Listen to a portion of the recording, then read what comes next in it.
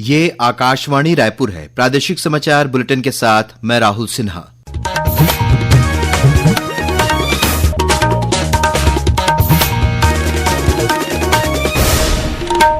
और अब पेश है आज के मुख्य समाचार। राज्य मंत्रिपरिषद ने प्रदेश में स्टार्टअप और नवाचार नीति लागू करने का निर्णय लिया। छत्तीसगढ़ विद्युत नियामक आयोग ने वर्ष 2025-26 के लिए बिजली की नई दरें घोषित कर दी हैं। नारायणपुर जिले में करीब 37 लाख रुपए के इनामी 22 माओवादियों ने पुलिस के समक्ष आत्मसमर्पण किया। और कल रायपुर सहित देश के 47 स्थानों पर रोजगार मेलों का आयोजन किया जाएगा। प्रधानमंत्री वीडियो कॉन्फ्रेंसिंग के जरिए 51,000 से अधिक चयनित अभ्यर्थियों को नियुक्ति पत्र सौंपेंगे। अब समाचार विस्तार से।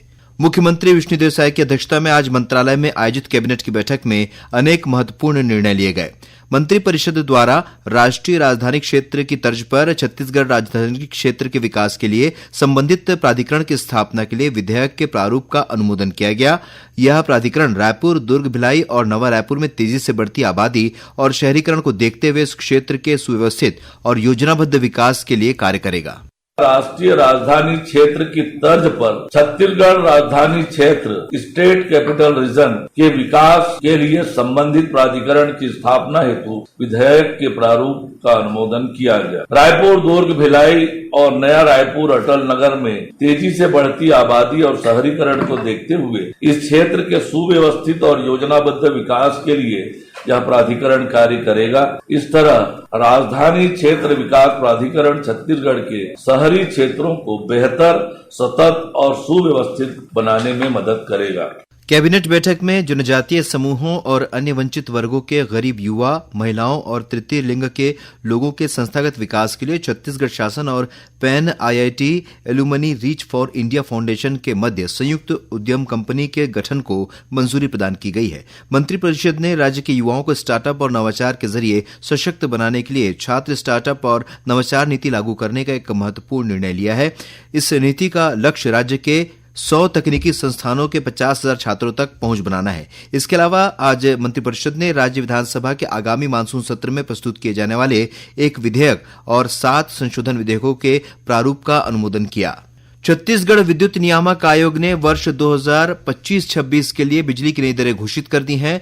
विद्युत नियामक आयोग के अध्यक्ष हेमंत वर्मा ने बताया कि राज्य की बिजली दरों में औसतन 1.89% की वृद्धि को मंजूरी दी गई है। घरेलू उपभोक्ताओं की विद्युत दरों में 10 से 20 पैसे प्रति यूनिट की वृद्धि की गई है। वहीं गैर घरेलू उपभोक्ताओं की विद्युत दरों में 25 पैसे प्रति यूनिट की वृद्धि की गई है।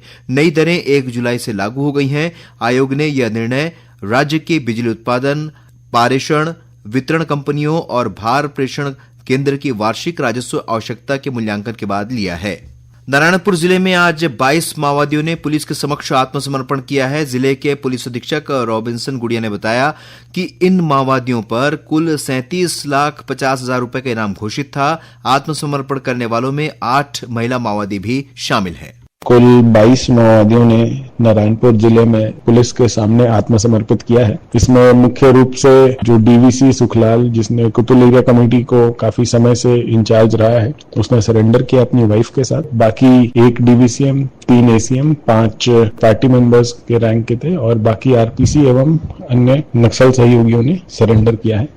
इन माओवादियों को राज्य सरकार की पुनर्वास नीति के तहत प्रोत्साहन राशि के रूप में 50,000 रुपए का चेक और अन्य सभी प्रकार की सुविधाएं दी जाएंगी। मुख्यमंत्री विष्णुदेव साय ने सोशल मीडिया पर पोस्ट करते हुए कहा कि अब तक कुल 1,476 माओवादी आत्मसमर्पण कर चुके हैं। उन्होंने कहा कि लोग अब बंदूक नहीं, विकास की राह पर साथ चलना चाहते हैं। श्री साय ने कहा कि डबल इंजन की सरकार मार्च 2026 तक नक्सलवाद को जड़ से समाप्त करने के लिए प्रतिबद्ध है। राज्य सरकार ने पोषण पूरक आहार रेडी टू ईट निर्माण का कार्य एक बार फिर महिला स्व सहायता समूहों को सौंपने का निर्णय लिया है। यह कार्य प्रारंभिक चरण में 6 जिलों में पायलट प्रोजेक्ट के रूप में प्रारंभ किया जाएगा। इस पहल की शुरुआत रायगढ़ से की गई है, जहां 10 महिला स्व सहायता समूहों को अनुबंध पत्र वितरित किए गए हैं। रायगढ़ के सभी आंगनबाड़ी केंद्रों में रेडी टू ईट फूड अब महिला स्व सहायता समूहों द्वारा उपलब्ध कराया जाएगा। मुख्यमंत्री विष्णुदेव साय ने स्व सहायता समूहों की महिलाओं को बधाई देते हुए कहा कि वे अच्छे भाव से इस कार्य को करें। महिला स्व सहायता समूह की जो बहनें हैं, सबको हम बहुत बहुत बधाई और शुभकामना देते हैं कि ये बच्चों से जुड़ा हुआ काम है। लगन के साथ ऐसा भाव कि अपने घर के बच्चों के लिए सब कर रहे हैं, उस भाव से इस काम को करेंगे, ऐसा मैं आप सब लोगों से अपेक्षा करूंगा। प्रादेशिक समाचार आप आकाशवाणी रायपुर से सुन रहे हैं और अब आगे बढ़ते हैं बाकी के समाचारों की ओर। कल देश के 47 स्थानों पर रोजगार मेलों का आयोजन किया जाएगा। प्रधानमंत्री नरेंद्र मोदी इस मौके पर वीडियो कॉन्फ्रेंसिंग के माध्यम से 51,000 से अधिक चयनित अभ्यर्थियों को नियुक्ति पत्र सौंपेंगे।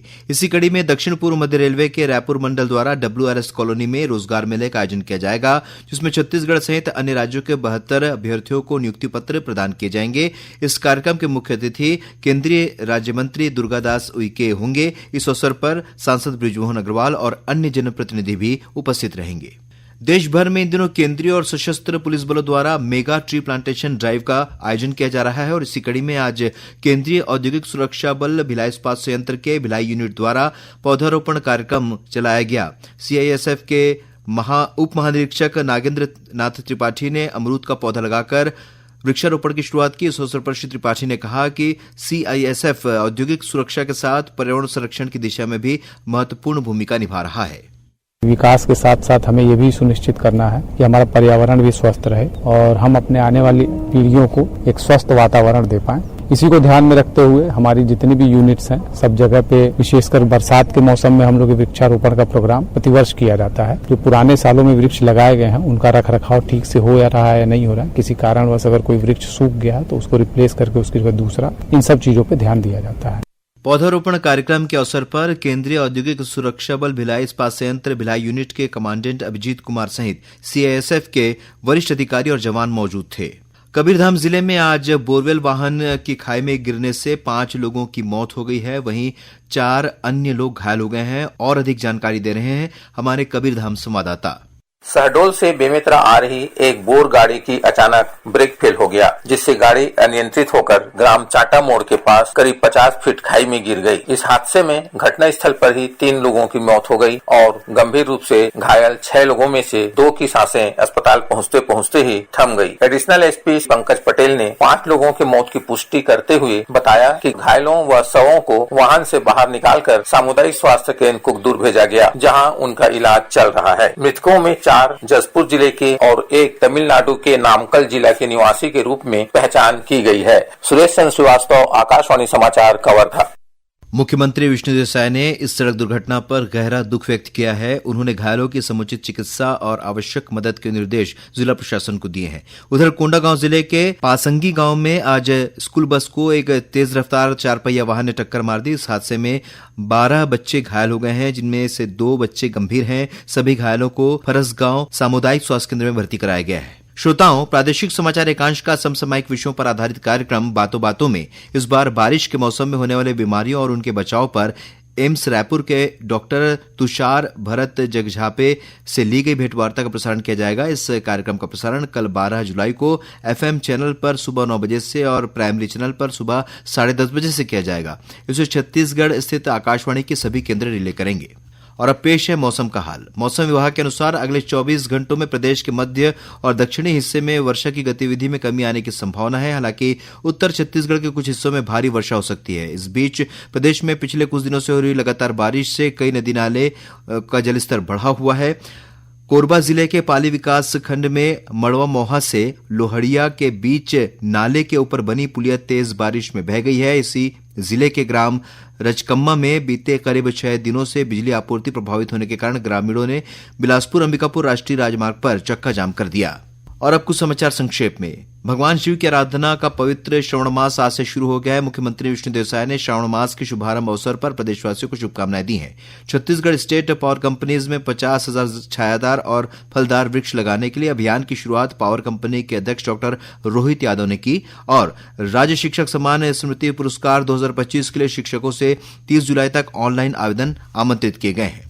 अंत में मुख्य समाचार एक बार फिर। राज्य मंत्रिपरिषद ने प्रदेश में स्टार्टअप और नवाचार नीति लागू करने का निर्णय लिया। छत्तीसगढ़ विद्युत नियामक आयोग ने वर्ष 2025-26 के लिए बिजली की नई दरें घोषित कर दी हैं। नारायणपुर जिले में करीब 37 लाख रुपए के इनामी 22 माओवादियों ने पुलिस के समक्ष आत्मसमर्पण किया और कल रायपुर सहित देश के 47 स्थानों पर रोजगार मेलों का आयोजन किया जाएगा। प्रधानमंत्री वीडियो कॉन्फ्रेंसिंग के जरिए 51,000 से अधिक चयनित अभ्यर्थियों को नियुक्ति पत्र सौंपेंगे। इसी के साथ प्रादेशिक समाचार बुलेटिन समाप्त हुआ। नमस्कार।